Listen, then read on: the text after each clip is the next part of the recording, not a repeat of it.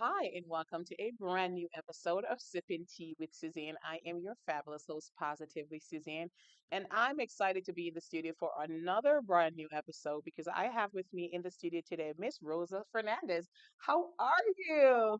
Hi, Susan. Thank you so much for having me here. I'm so excited. Anytime. I'm so excited to have you and you're rocking your denim. I'm so glad because we have a little story about the denim and we're going to talk about that a little later. So, welcome to the show. Thank you. Thank you for having me here. I Anytime. appreciate it. Anytime. So, just want to say thank you to our loyal viewers and subscribers. For those that are watching on YouTube, we appreciate you. For those that are watching on Facebook, we do appreciate you. There is some issues happening with Facebook right now. So, currently, you're only able to see it live on YouTube and we'll reshare it later on. But just make sure that you get caught up. The guests are phenomenal each week. I just can't imagine or just believe that I get to this is my life. I get to sit in the studio with folks and just really talk about their journey, hoping to inspire them. And I got to shout out the wonderful executive producer, Paul Anderson, who makes the magic happen week after week. Yay. So, yeah, like I'm just so excited to have you. And I have to share that right before the show, we found out something. uh, that we went to school together. So Hey, that is such a crazy world because I'd seen you in the community and we've connected at various events. And a friend of mine, she asked me recently, she's like, "Oh, who's on the show?" And I said Rosa Ivy Fernandez. And she was just like, "Oh, Rosa?" And I'm like, "Yeah." And I'm like, "Okay." And she was like, "You know her?" And I'm like, "I do." She's like, "We went to school together." She's like, "She has the same exact face." And I said, "Okay, first of all, let's not talk about how long ago we graduated, right?" I love that she said that I still have the same She face. did. She said you do. She said you look exactly the same. And I'm like trying to place you and maybe I should go find my yearbook or something. So then you walked in the studio today and I'm like, so Nataki said we went to school together and then we started talking. I'm like, we played basketball and then we're like, oh my God. So it's those aha moments. Like those aha moments. Like, and you're like, I was wondering what happened to you and here I am. Oh my God, that was the aha moment of the day. I'm so glad that Nataki kind of shared that with you because I always wondered whatever happened to you, Okay. not realizing that you were that person. I mean, I was this big then. Way too skinny. But no, I mean, high school was an interesting time. Yeah. Basketball was fun. Mr. Hall and all of them, but good times, good times, Yeah, good and times. Mr. Miller, may he rest in peace. Oh, I I know. remember Yeah, Mr. Miller yeah, and Peter Levine, yeah, Coach Levine. yeah. It Yeah, was, yeah, awesome, and awesome years. yeah. We were badasses. We we were so we Where we think we were, like but we were like I think we were amazing. Like for me, high school was fun. I mean, I Mhm, didn't go through the whole mean girl things or things like that because mhm. I was always in my own world. I thought just like if you're cool, you're cool. If you're not, I'm good. So Well, the only thing that Nataki, she says that I still have the same look. Not really, but I do have the same attitude. I'm still friendly. I'm still like to say good, hi to everyone and good. really engage with the community. Oh, good. Well, and that's going to lead us into so many different things because we're going to get a chance to talk about what it is that you do today. But let's just talk about you. What have you been doing since high school, girl? Let's talk. Ah, So yeah, since high school, I since don't know. high school. That's a long time ago. But I did the high school. I went to Worcester State College. Not into community work. I actually Really? came in. I went in doing business administration, but I used those skills to administer the work that we do Yeah. in non for profit. I Mm-hmm. started non for profit um, while I was in college. I worked for the YMCA. Wow. We did AIDS awareness and prevention work. And then I moved on to the YWCA, their rivalry, right? But I went to the no, both awesome organizations and very proud to be in non for profit. Mm. And so and then after the YWCA, I started working for our healthcare system, the UMass Memorial Healthcare System, which I worked there for about 25 years. And Wow. so I did community health preventative work, and I then went off to managing interpreter services, and then became director of community benefits and the volunteer services at UMass Memorial Healthcare. And so, and then after that, I went off to do coalition work at North Central Mass with Health Equity Partnership of North Central Mass, which is one of the CHNAs of Massachusetts Department of Public Health, Mhm. launched out these they call CHNA, Community Health Network Associations. And so I worked there for the last 2 years before I landed this job at Pathways for Change, which is a rewarding work and a Mhm. work and a job that needs to be done. Mhm. It's a tough topic to deal with, but Mhm. we got to be there for our survivors, and so, and I know we'll get into that later on in the show. However, but that's pretty much the journey, you know. Mm. I've always been engaged with the community, and Mhm. it's important, you know. You talk about high school. I didn't realize then, because probably, you know, you always wish what you know now, you know then. Mhm. And in high school, there was a few injustices in what happens in high school. Like I remember that I was actually placed in futures classes. It was Mm. called the futures classes with Mr. Creamer. I And it, remember Mr. okay, so Creamer. Mr. Creamer's class was like for students who the administration thought we weren't going to make it, you Wow. know. So, and I learned that, Really? yeah, I learned that. I remember being in the classroom and wondering, why am I in this classroom where if I feel like I should be like with the other students and changing Okay. classes, and we were Mhm. like there all day long. And I just one day I just said, Mr. Creamer, there's something wrong with this class. Why are we not switching like the rest of the classes? I don't belong here. And so he said, well, take it up with your guidance counselor. And I Mm. went to the guidance counselor, and she was like, no, you belong there.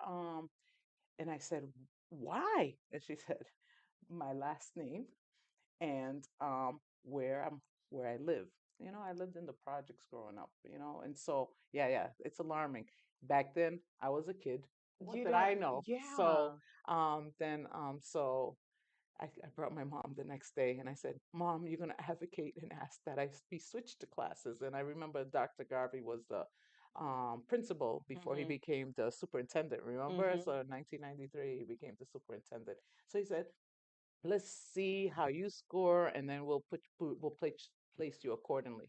So they did, of course. I took the test and I placed into honors classes, My which and then goodness. graduated in the top 10% of the class. So, you know, sometimes advocacy is really important, and when you have a gut feeling about something that you want to change, whether it's in the world or for yourself, advocacy is such an important tool to have, you know. So Mm. so I'm glad I advocated, because then I Mhm. was able to go on to college and have Mhm. a successful career pathway.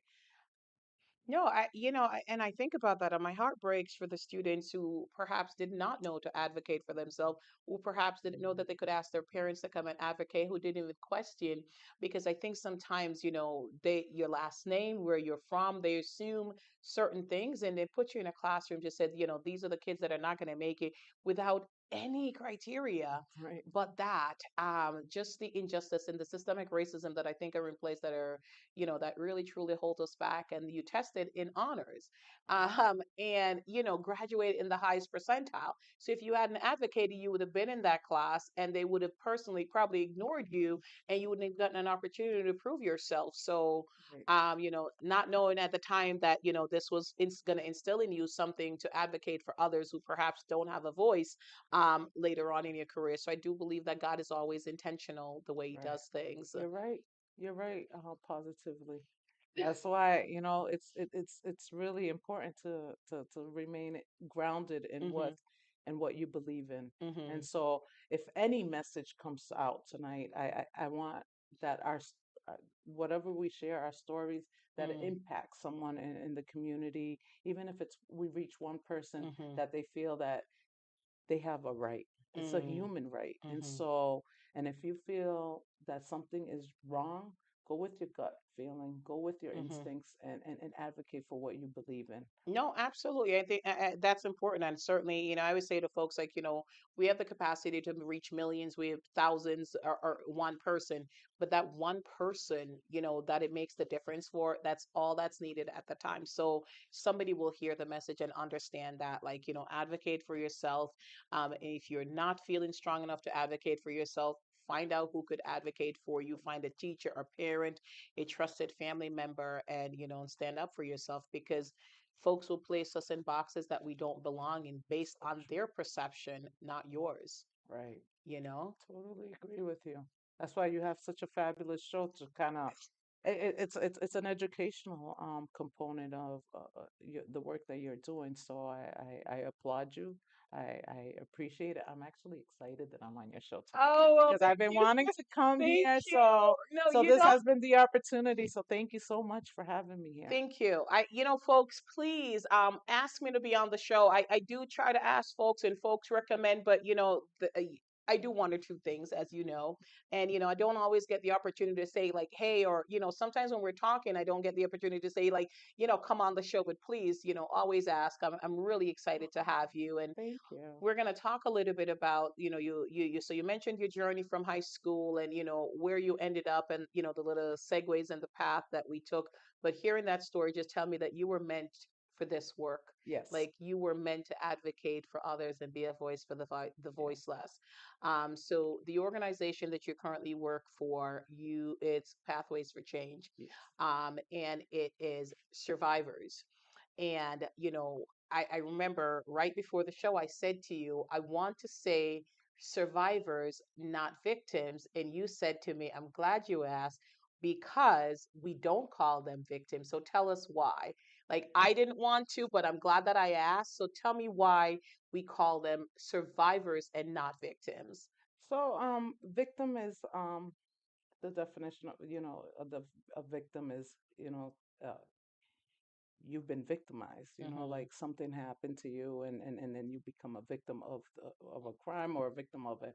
But in this instinct, we're the first rape crisis center in Massachusetts. I just want to point that out. So it's really a rape crisis center. So if somebody sexually assaulted you, or they take away some of that power. Mm-hmm. And if you call them survivors, it's like giving their power Mm-hmm. back. You Mm-hmm. know, they are empowered to say, this situation has happened to me, but I survived it because healing is possible. Mm-hmm. And that's what our organization does. Mm-hmm. We provide counseling 24 hours a day, 7 days a week, to any survivor who needs our services. Mm-hmm. Um, whether it's counseling through phone, in person, Mm-hmm. or even if we send out one of our counselors Mm-hmm. to the respected places Mm-hmm. that they might need some of our Mm-hmm. services. Mm-hmm. We go to the hospital setting after a episode or an incident Mm-hmm. that isn't appropriate. We handhold our survivors even at the court system. Sometimes you just need that support. So Mm-hmm. that's what we're pretty much all about, is giving our survivors the support that they need to heal Mm-hmm. in their journey Mm-hmm. from the tragedy Mm-hmm. and the disgrace that Mm-hmm. they had to face. Mm-hmm. And and our mission is really breaking that silence, and ending Mm-hmm. the sexual violence. Mm-hmm. Unfortunately, our statistics show that 1 in 3 women Mm-hmm. are violated, and 1 in 6 in men. And Mm-hmm. 93% of our survivors know their perpetrator. And so and we don't talk about it enough. So Mm-hmm. that's why I appreciate that you have me on your show to really talk about it, because it's really about, you know, Mm-hmm. we need to talk about it. It's Mm-hmm. it's affecting our communities. It's and more in our Black and Browns communities, in our BIPOC community. So our indigenous and our you know diverse communities. And Mm-hmm. so it's important that we talk more about it, and be a support system for all those who have been affected by it. No, absolutely. No, thank you so much for coming on because I do know that it's a sensitive topic, but it's an important topic because I think my personal, opinion, I think, abusers get away with it because of the silence, right? They feel empowered because, wrongfully there's shame attached to when something happens to you. And there's absolutely zero shame if somebody chooses to violate your personal space and take advantage. But we grow up in a society, and I think it's gotten a little better now, where we don't talk about it, especially if it's somebody that you know. And you said 93% is by someone you know. If it's a family member, they feel shame, so they sweep it under the rug, and the shame belongs to the perpetrator, Hmm. not the survivor. The shame belongs to the perpetrator, not the survivor. So the fact that you guys are out there doing that work, I'm grateful that women and men have a place that they could go to. And you said it's 24 hours. You guys are in the hospitals. You're in the court system. Wherever you're needed, you guys are there. Yes. And our offices, so we have two office spaces. We're located at 588 Main Street here in Worcester. Mm-hmm. And we also have another office in Fitchburg. And Mm-hmm. so we cover 47 cities and towns. We're one of the largest rape crisis centers, and there's other rape crisis centers across Mm-hmm. Massachusetts. However, Mm-hmm. we're here centrally, and we're here to support anyone who needs us. Mm-hmm. And what is your role in the organization? Also, I'm glad you asked.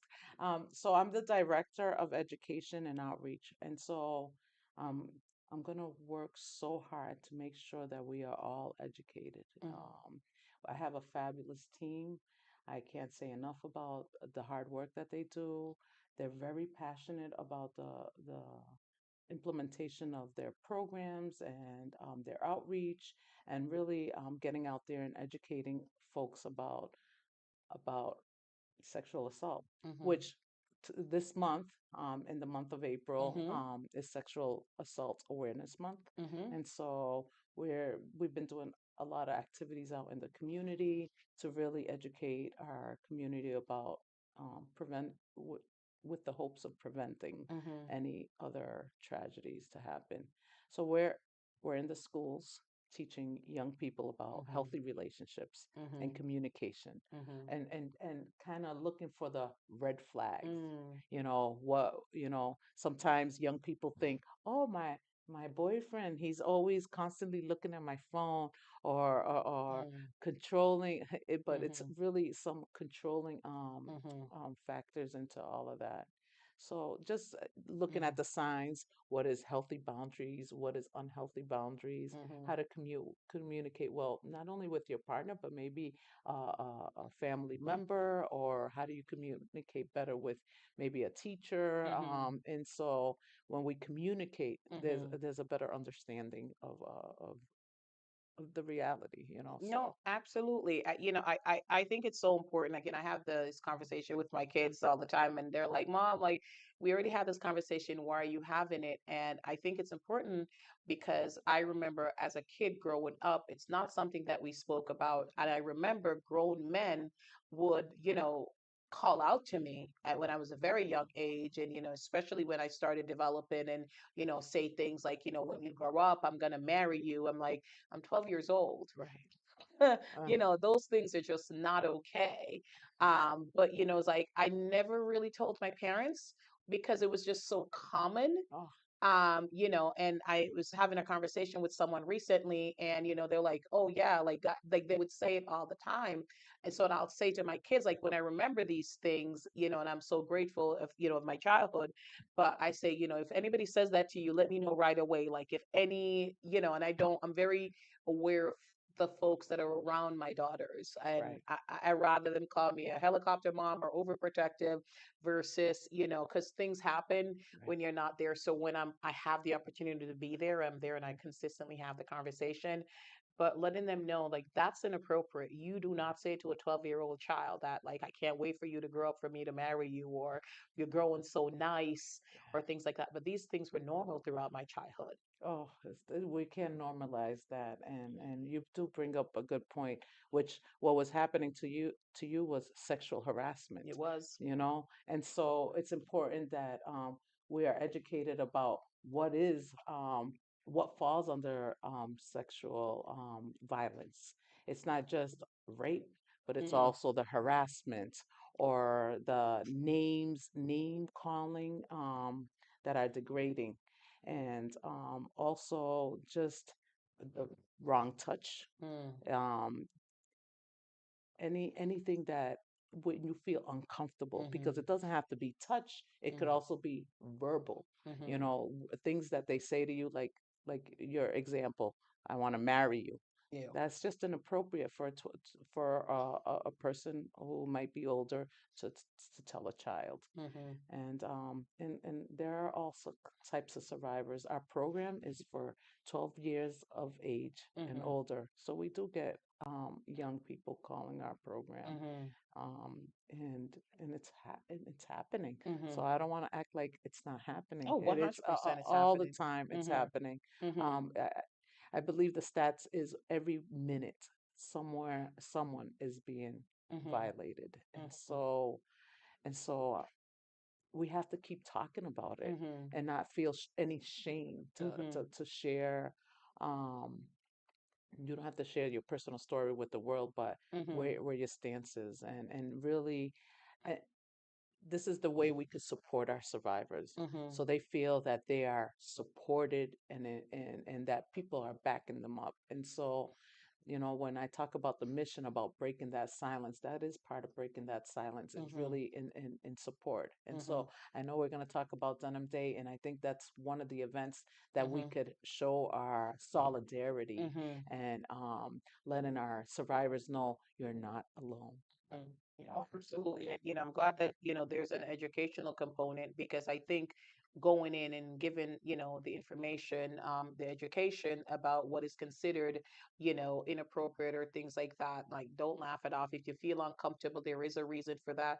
Talk to a trusted adult, and things like that. I think those things are important because the more aware they are, they'll certainly spot red flags. Right. I'll say it again, there's absolutely no shame if you are a survivor of sexual abuse. The shame does not belong to you. The shame belongs to the perpetrator, the one that did it. So come forward, speak to someone, seek help, and I'm assuming that there is privacy. So if they want to be confident, there's confidentiality Oh, and yes, all that. So absolutely. there's no shame in coming forward and speaking to Yes. someone. Yes, when they speak to our counselor, everything remains confidential.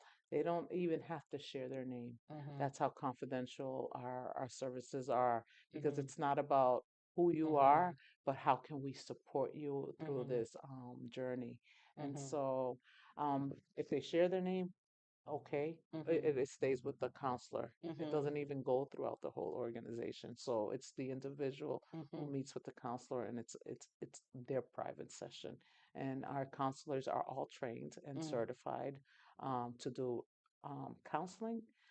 They're not therapists. So, but mhm,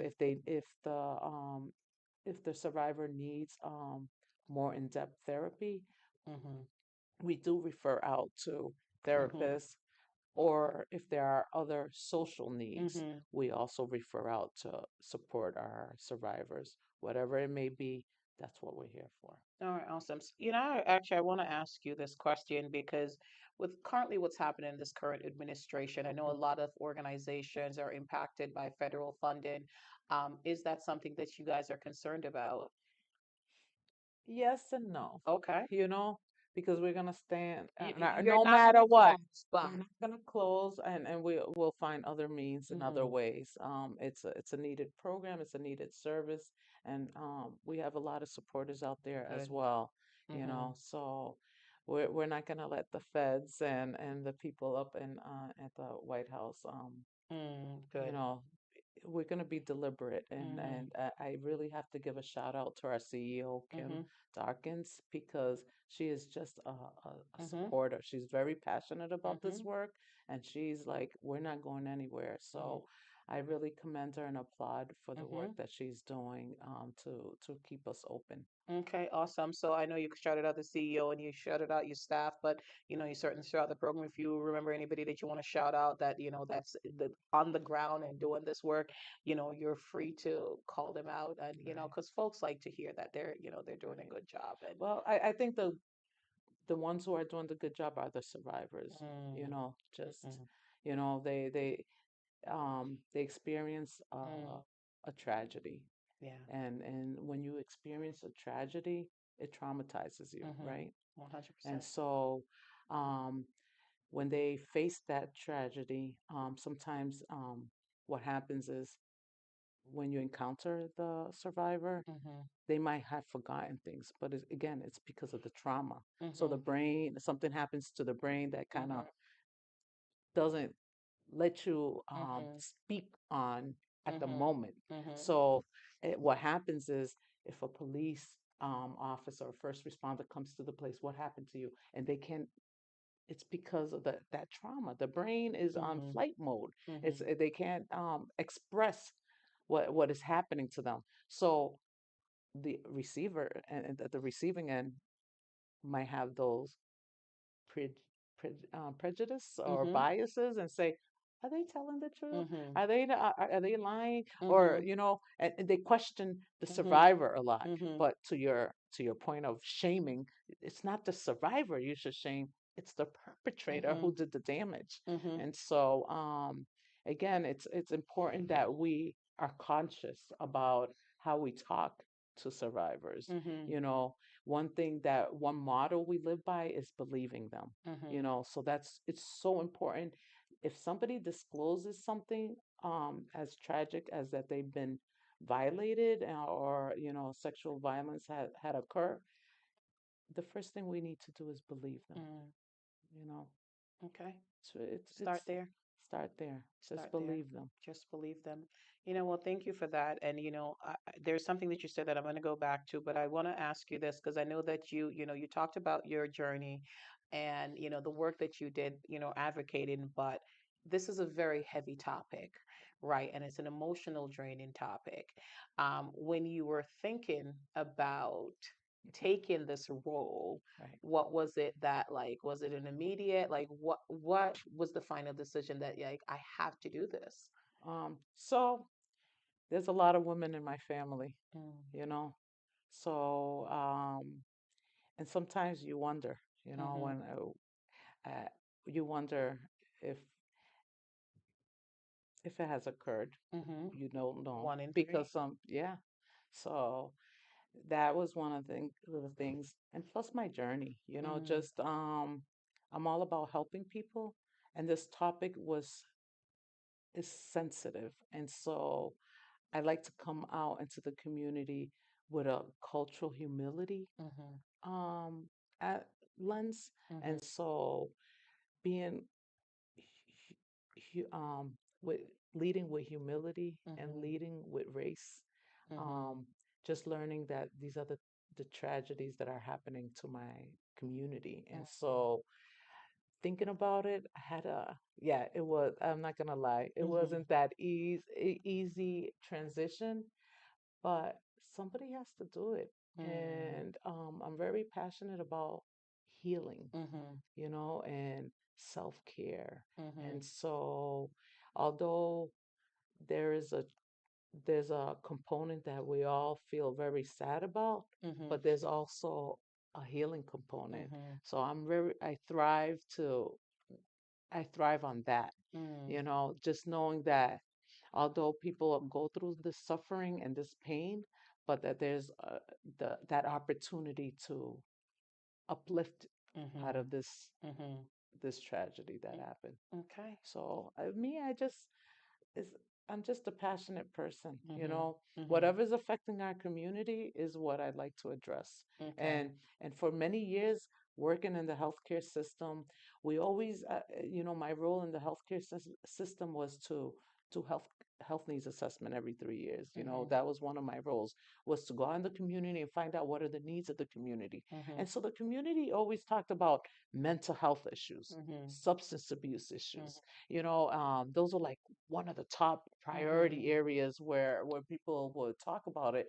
But coming into this role, I realized I never dug deeper. Why are people having Mhm. a lot of mental health issues and Mhm. mental problems and substance abuse issues? Mhm. And what what is causing Mhm. this? Yeah, it could be genetic. Yeah, Mhm. it could be where the environment you grew up with, but it also could be A the symptom of trauma. trauma. Yes. Mhm. And so for me, that was the challenge that I Mhm. like to, I Mhm. always up for a challenge.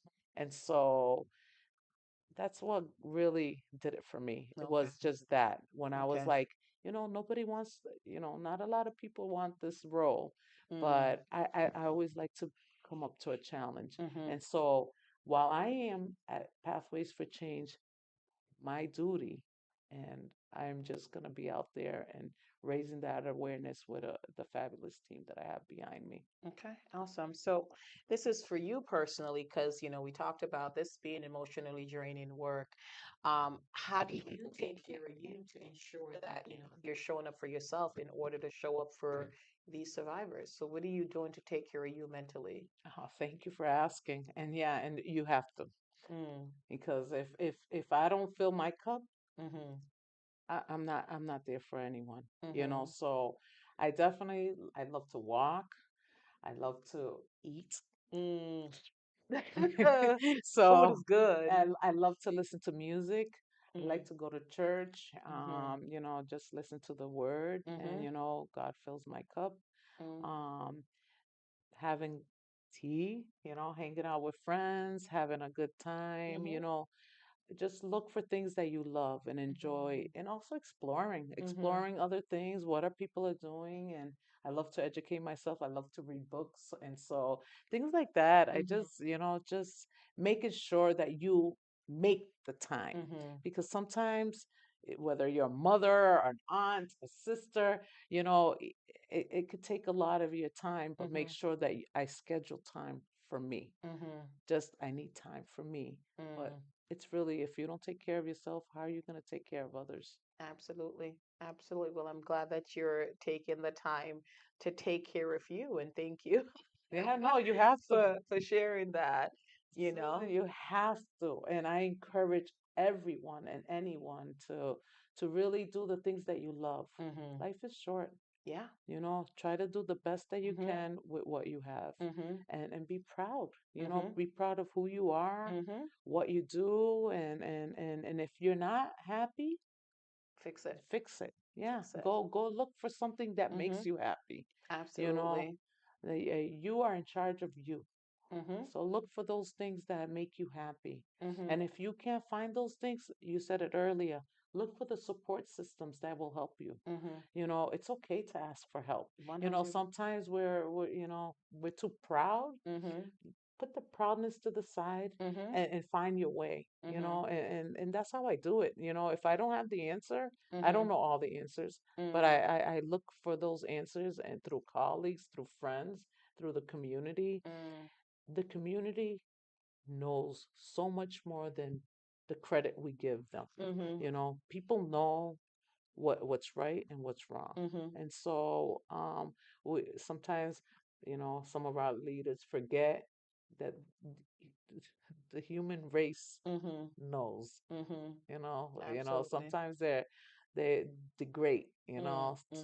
to what do they know? Yeah. But they do know. We just Absolutely. need to give people the resources, Mm-hmm. the opportunities Mm-hmm. to advance in life and to thrive. We Mm. all deserve a good quality of life. 100%. 100%. Well, thank you for sharing that. It's sipping tea with Suzanne. And so we did switch over from hot tea to iced tea. And even though today is not as lovely as it should be, even though we're in spring, so I'm going to give you an opportunity to sip your iced tea because we're going to talk about. So I'm going to bring something up. And I'm going to put it here. So I'm going Awesome. to see if that, so you'll get a sip of your iced tea. Thank you. And so as you can see, what this is, Pathways for Change Denim Day. It's a community event. It's on Wednesday, the 25th. And I want to go back to something that you said, and and I thought that was a perfect segue to lead into Denim Day. But I had a couple questions for you. So, you talked about believe in survivors, right? Mhm. So the story of Denim Day has a lot to do with believe in survivors and how someone was dressed. Because oftentimes we place the fault, as you said, on the survivor, Right. like what were they wearing? So let's talk to the audience. What is Denim Day? Ah, What and how did Denim Day came about? And this is an international day, actually. yes, So it what is is. Denim Day? And so that's why I'm wearing my Like that's denim. what she, yeah, and I didn't wear my denim, but But I'm hoping that our society on April 30th wear their denim in support of our survivors. And you're welcome to tag us on our social media platforms. And mhm, so Denim Day was a campaign that was triggered by a ruling from mhm, the Supreme Court in Italy.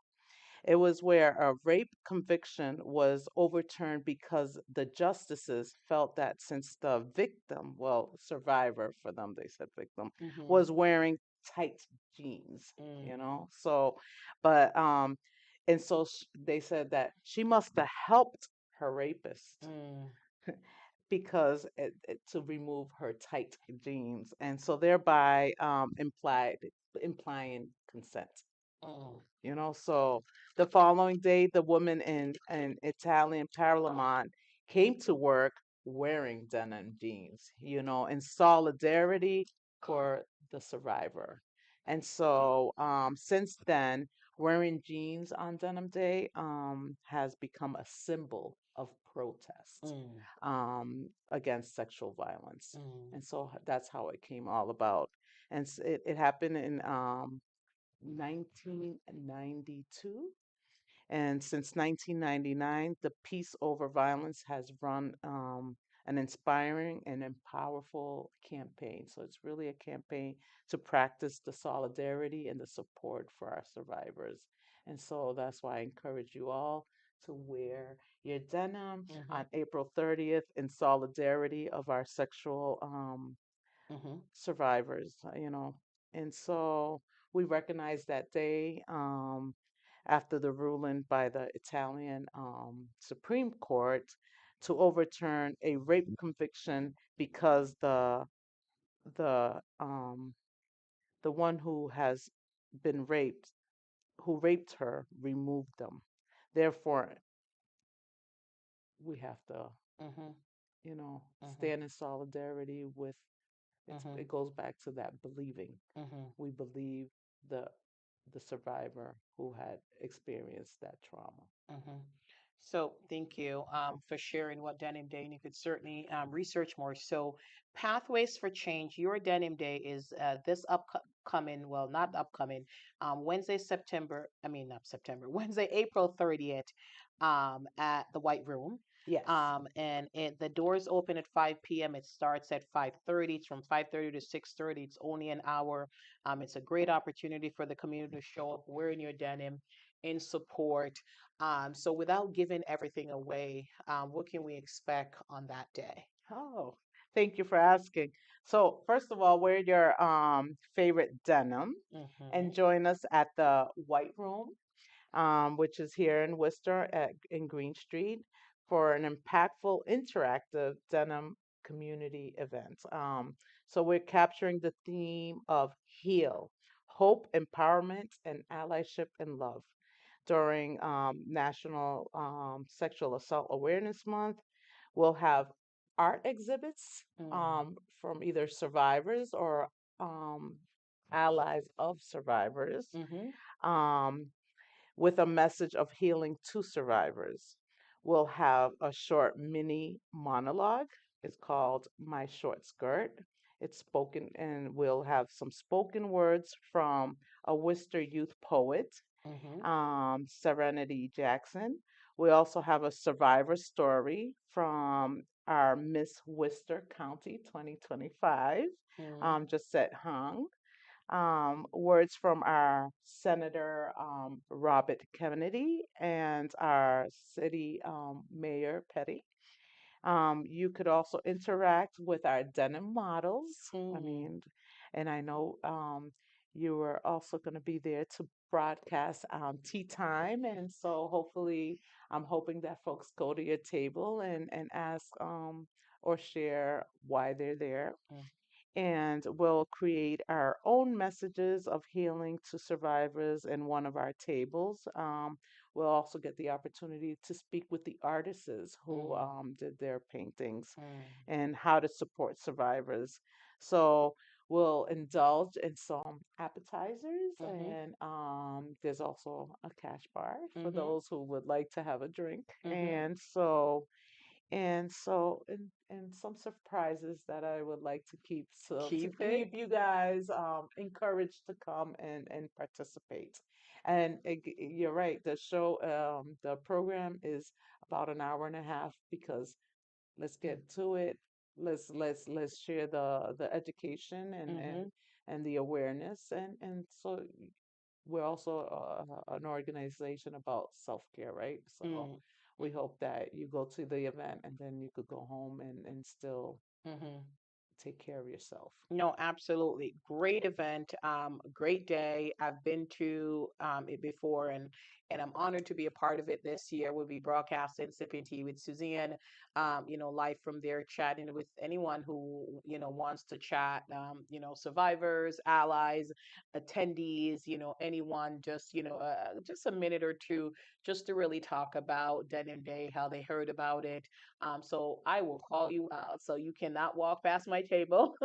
I'll be there with the microphone, and I'm really excited. And I'm excited because this is about survivors, and it's about seeking intentional joy. And although this tragedy happened, and we're honoring it, and we are lifting you up, we want you to know that you have survived, and we're here for you. So it is a honoring and a celebration That's all right. in one. It's an honor. And so I am humbled to be a part of a Denim Day, and I'm looking forward to it. So it is Wednesday, April 30th, at 5:30 at the White Room. It's a beautiful space, by the It way. really It is. really is. And Brigitte, her and her husband who owns it, they're so lovely, and be behind the bar, and you can certainly buy your drinks and all that, and you'll be appetizers. So, and I do have to shout out Miss Wendy.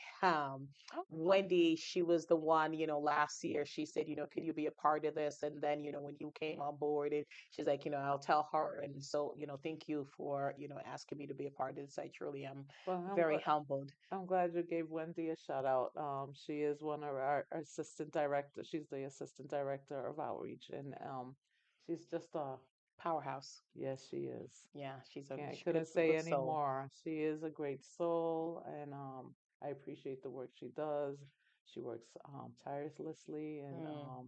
so Hmm. thank you for giving her the props that she deserves. No problem. Thank you. My goal is to highlight women who are doing incredible things, hence why I do the show. And, I get to chat with folks that are doing incredible things and make the community aware. So, pathways for change, where you're located, how they could contact you, and all of that. So, again, if you need the services, absolutely reach out. If you know anybody that needs the services, obviously, my hope is that you never need the services, but it's good to know that if you do, that is Yeah, the there. support is there. And the support is not only for the survivor, it could be for the parents of the Hmm. survivor.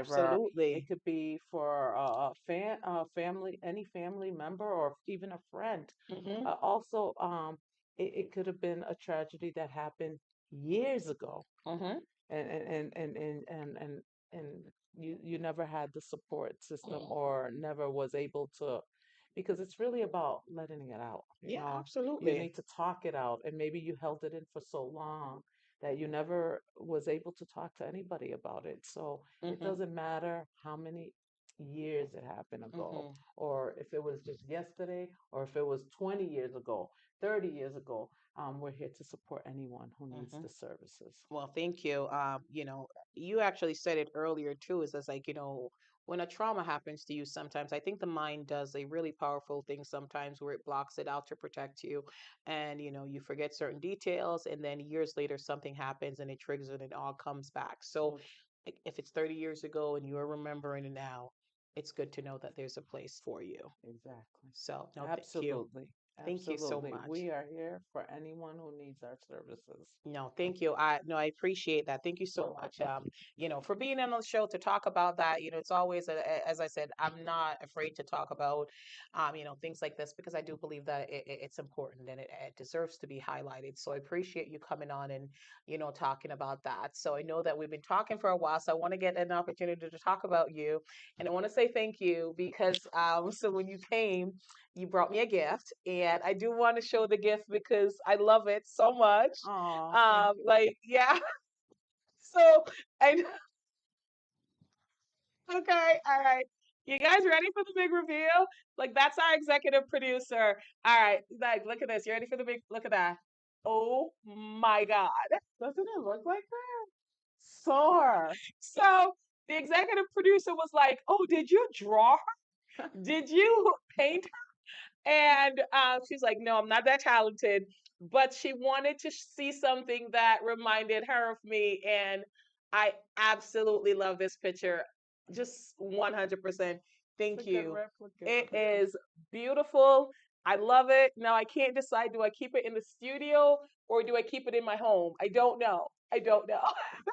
But wherever you would decide to Yes. keep it, Eh, I want you to know that yes. I also commend you and inspiring other women. I look up to you and am inspired by your show and the people that you have put on Mm, before me. I love every single woman that you've interviewed mm. and just keep doing Thank you. you. And I want to also congratulate you on all the awards and all the recognition that the cities have been giving you. Mm, Um, Worcester has come a long way. mm-hmm. I know I started with a negative story, but sometimes Mm, bad stories turns into something really positive and mm-hmm. really encouraging. So I don't that bad story was the start of my journey. Mm-hmm. So if I wasn't if I didn't have to advocate for myself, it was to your point earlier. Maybe I would have never had this passion to advocate for others. Mm, And so sometimes don't take a bad situation mm-hmm. in vain, but Mm-hmm. take that bad situation Mm-hmm. and turn it into something positive. Okay, wonderful. Well, thank you so much for sharing that and for sharing your story and, for the lovely gift and, for coming on talking about Denim Day. But I also want to talk about Miss Rosa because we don't have a lot of time left. Oh, So I want to great. chat about you. So, we talk about the self-care that you do, and ensure that you're ready and you equip to show for for others and for the survivors. So let's talk about you. What are some of the vacation? Like, I like talking about vacation. Do you like to vacation? Ah, yes. Who doesn't? Some Uh, people don't. it was so, I know, right? But it's because they probably haven't had the opportunity, True. to really discover the world, Mm-hmm. explore different places. And maybe some people have that um, they're frightened to go get on a plane, Mm-hmm. or maybe some past traumas Mm-hmm. don't allow that. But get in a car and try even go on a mini road trip. So I love the outdoors. I love hiking. I Mm. love beaches. Mm. I'm from the Caribbean. I Mm-hmm. was born in Puerto Rico, but raised here in Worcester, Massachusetts. So I always like to go back home Mm-hmm. to regroup myself and Mm. to visit the beautiful beaches of our island, um, which maybe I'll come to your show some other time to talk about. Um, Puerto Rico. yes, Oh. to talk about and the injustices that our Mm. island faces, and Mm. so especially with the Jones Act and so forth. So that's another area that I'm really passionate about Mm-hmm. is just Mm-hmm. some more advocacy for our island. Mm. Our island is drowning, and we need leaders to step up Mm-hmm. and do what's right for our Mm-hmm. island. For No. my hometown, my Yeah. home. Mhm. away from home, because Mhm. Worcester's my other home, No, which I'm very absolutely. proud of, for Mhm. the strives I've done, Mhm. but Mhm. still we got more work to do. No, absolutely. Are you familiar with Giselle Rivera Flores?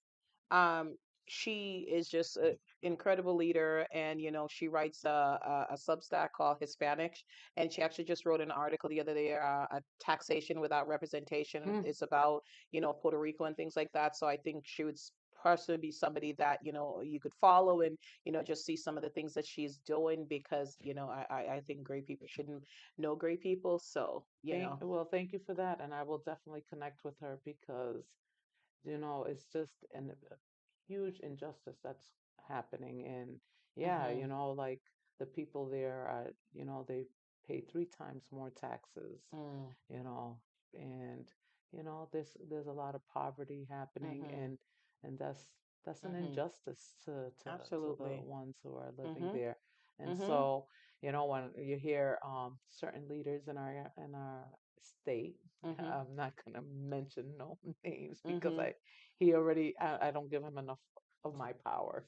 And so Absolutely. that's how, when you asked how do I fill my cup, is I don't give my power away to Mm. folks who Don't don't, deserve it. yeah. So it's that. So I'm gonna really connect with her, Mhm. and I have a lot to share, Mhm. and we can only do this work in solidarity. No Mhm. one person could take on. No. So I'm all for it. I'm a collaborator. I like to Mhm. convene.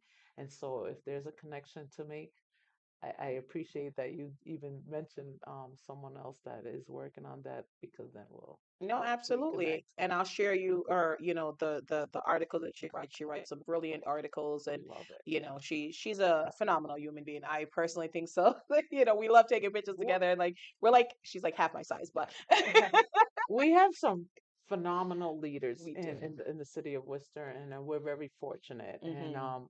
I'm seeing all these ladies, Mm. gentlemen. I don't want to leave you out They're either, right. but I'm seeing a lot of ladies stepping Yeah. up. And so I have a lot of mentors out there: Mhm. Sarai Rivera, Brenda Jenkins, Mm. Celia, Johnson Blue Blue. Johnson Blue. And Mm. so, just to name a few, Mhm. you gave me the opportunity to do some shout outs. And so I just, Yeah. and also the women that are at home. Mhm. I also want to give a shout out to women Mhm. at home who are holding it down, 100%. holding their families down. And sometimes we don't even recognize Mhm. because their names are not out there, Mm-mm. but they're doing wonderful things. They're 100%. holding their homes, they're holding their children, Mhm. and working hard. And for some, they're working 2 and 3 jobs to just keep up with today's economy. Mhm. Is very stressful. And Mhm. so, take those healing opportunities to really fill your cups, ladies, Mhm. and gentlemen, Yeah. but really caring for yourself, and practicing mindfulness. Mm. You know, sometimes do we can't do Mhm. anything about what happened in our Mhm. past. Mhm. Has happened, right? Mhm. So, and researchers that have done this, just let go of the past, and Mm. we can't worry about the future, because the future hasn't happened yet. Not yet. We know that anything could happen. So really stay in the moment, Okay. you So know. I want to ask you this. So, like for the viewers listening at home, you mentioned practicing mindfulness. For someone listening, it's like, I want to practice. What is practicing mindfulness? So yeah, so pretty much, again, living in the moment. And Mm. so, it's important that it's like pretty much leaving the stresses Mm. outside, because what can you do worrying so much about stressing? Mhm. Whatever is stressing you, there's always a resolution to every problem, Mhm. right? And so stressing it is only going to make you sicker. Mhm. It's only going to bring damage to your brain, to your biological system. Mm. So it's really staying in the moment. Do Mm. what you can. Mhm. You can't do everything, right? So you Mhm. do what you can, and forget about everybody else. That's Mm. why it's mindfulness. You stay in your mind, and Mhm. forget about anything that concerns you, worries you, and just do what you can with what you have, All you right. know. So, I love that. Well, thank you so much. Last question of the evening. You mentioned you love reading. What is the last book you've read? um, actually, I'm reading it right now, and of course, I'm gonna forget That's the. okay. I will forget mine too. So I do love reading a lot of from Maya Angelou, you Okay. know. And actually I'll share one of my favorite quotes from her, and it's in my signature. And it's, you know, you a person may not remember your name, Mm-hmm. but they'll always remember how you made them feel. They might Absolutely. so Mm, so I live by that. You know, they mm, might not remember my name or what I did for them, mm-hmm. but they'll always remember how I made them feel. And so I Awesome. live by that. Awesome. And I think that's a perfect way to end.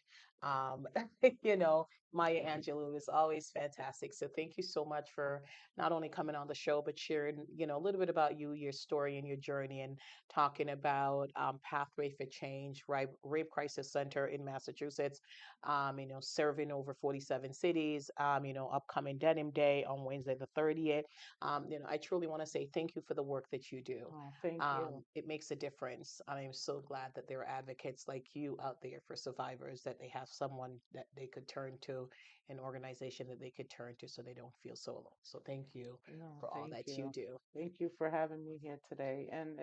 And again, reach out to us at Pathways for Change. And even if you want to become a counselor, there are opportunities, training Mm. opportunities to even learn how to do that work. All right. Thank you Thank so you. much. Thank Thank you you so much. positively. Thank I you. feel positive. Oh, So, I'm glad. I am so glad. I'm always honored when I have the opportunity to share someone's story. So thank you to all our lawyers, viewers, and subscribers. Thank you to Mr. Paul Anderson, our executive producer. And until next time, this is fabulously, positively Suzanne and Rosa Fernandez, saying ta ta. thank you. Stay good.